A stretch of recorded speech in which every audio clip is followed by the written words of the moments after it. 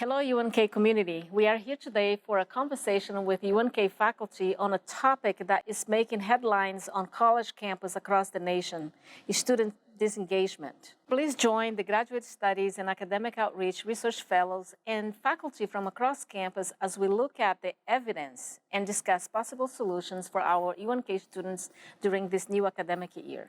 Thank you all for being here to discuss today's topic about student disengagement. So let's start off with, how do we all define disengagement? I think disengagement might look differently whether we're talking about face-to-face instruction versus online instruction. So I think some of the things that show us student disengagement show up in both cases, like absenteeism or missed deadlines. But we might see different things like students not participating in class discussions or not volunteering to participate when opportunities arise in class. So I think that depends on the modality of instruction. I define disengagement as any time that a student is not really actively involved in their education process. Obviously that includes not participating in classes, not completing assignments, things like that.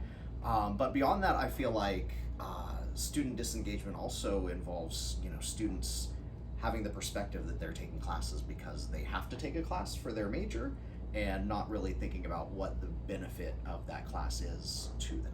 Disengagement to me would be anything where students are not participating normally in classes, whether that be with their professors, with their work, with their peers.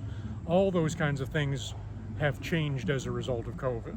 I think one of the things that has come up is students have been on Zoom in their room, they have turned things off, and so they basically are balancing things while supposedly trying to connect in a remote environment. Why do you think students are disengaged?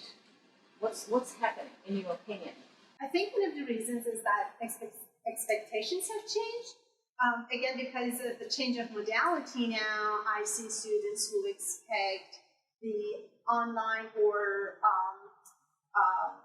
like on Canvas material be available to them even for face-to-face classes, even they expect me to accommodate them even if they want to be absent because of going out to a friend's wedding, for example, just the way that I would have accommodated them for COVID purposes or because of the pandemic. I think they lack a lot of purpose and drive in what they want to do.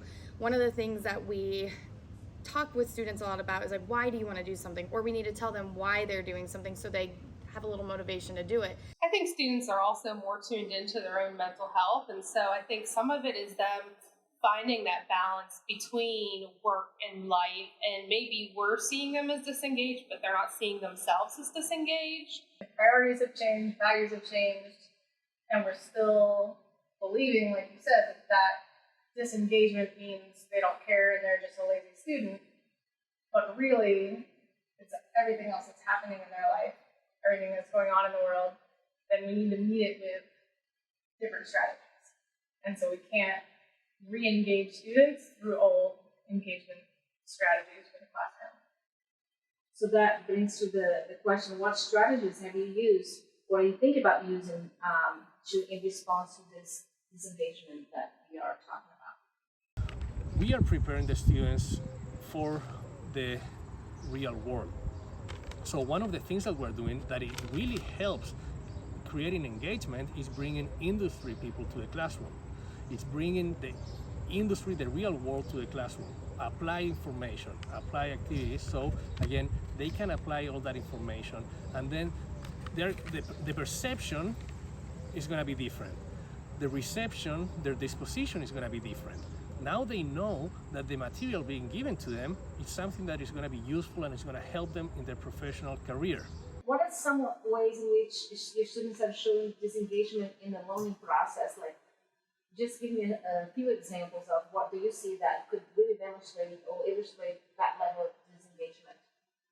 The disengagement I see is not so much in the classroom, but to the extra opportunities we provide our students, and they're not volunteering to extend their learning like they used to. The next question that I have here is, what do you think higher education faculty should be doing to reverse this trend moving forward? Where do we go from here? Personally, I think as faculty, we should communicate with our students frequently, understand their needs, trying to accommodate their needs, and try to be flexible. I think that's really important. The last question that I have here is, what is one important area that you think administrators should focus on moving forward to help support faculty and help mitigate this phenomenon happening on college campus?